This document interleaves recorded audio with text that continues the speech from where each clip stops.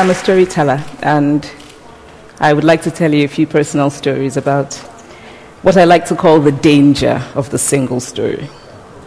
I grew up on a university campus in eastern Nigeria. My mother says that I started reading at the age of 2, although I think 4 is probably close to the truth. So I was an early reader, and what I read were British and American children's books.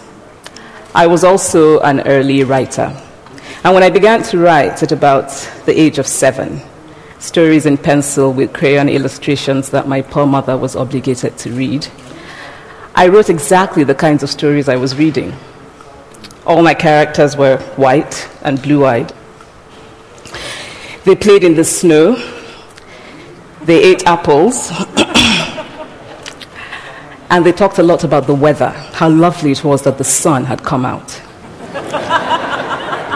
Now, this despite the fact that I lived in Nigeria. I had never been outside Nigeria. We didn't have snow. We ate mangoes. And we never talked about the weather because there was no need to. My characters also drank a lot of ginger beer because the characters in the British books I read drank ginger beer. Never mind that I had no idea what ginger beer was. And for many years afterwards, I would have a desperate desire to taste ginger beer. But that is another story. What this demonstrates, I think, is how impressionable and vulnerable we are in the face of a story, particularly as children.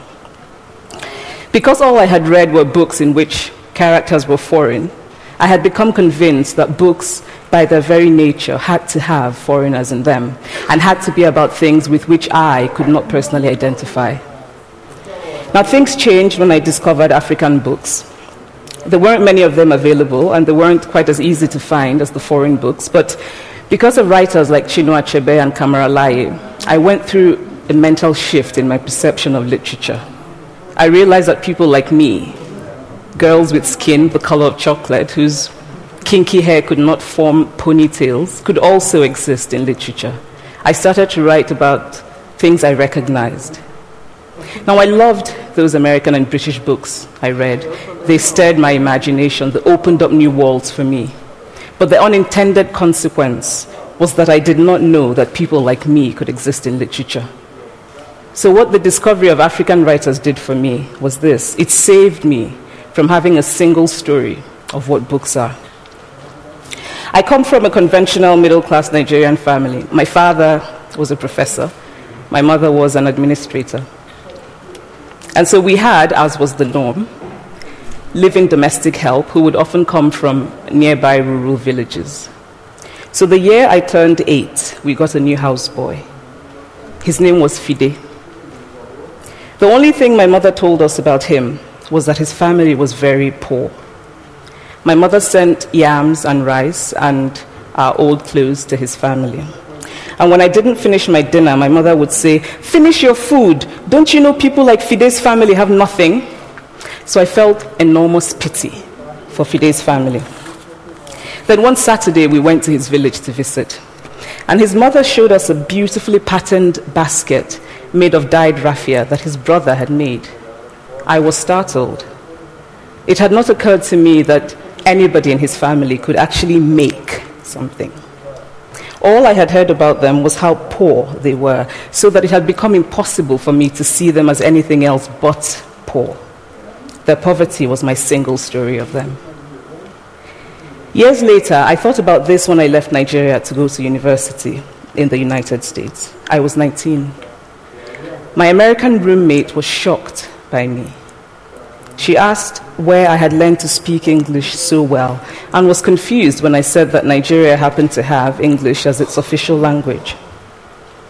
She asked if she could listen to what she called my tribal music and was consequently very disappointed when I produced my tape of Mariah Carey. She assumed that I did not know how to use a stove. What struck me was this. She had felt sorry for me even before she saw me. Her default position toward me, as an African, was a kind of patronizing, well-meaning pity. My roommate had a single story of Africa, a single story of catastrophe. In this single story, there was no possibility of Africans being similar to her in any way, no possibility of feelings more complex than pity, no possibility of a connection as human equals. I must say that before I went to the US, I didn't consciously identify as African. But in the US, whenever Africa came up, people turned to me, never mind that I knew nothing about places like Namibia.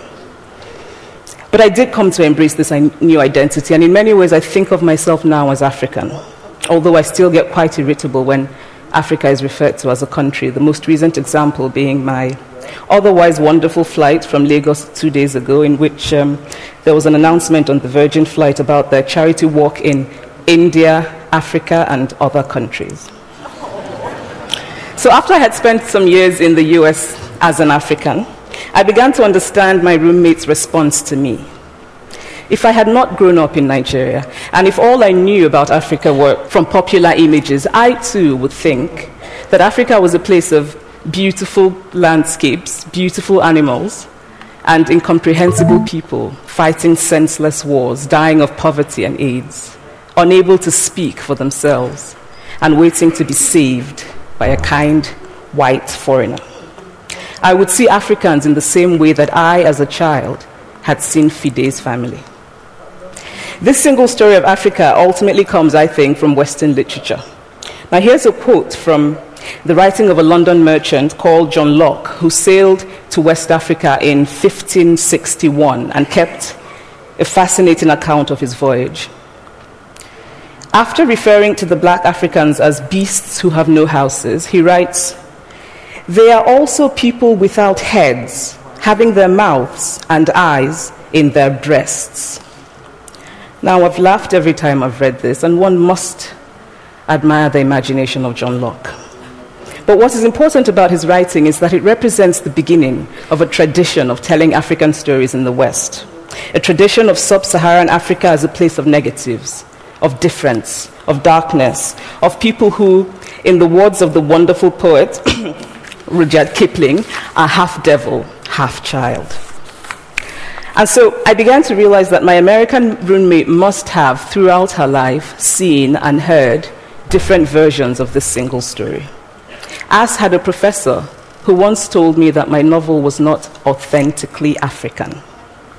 Now, I was quite willing to contend that there were a number of things wrong with the novel, that it had failed in a number of places, but I had not quite imagined that it had failed at achieving something called African authenticity.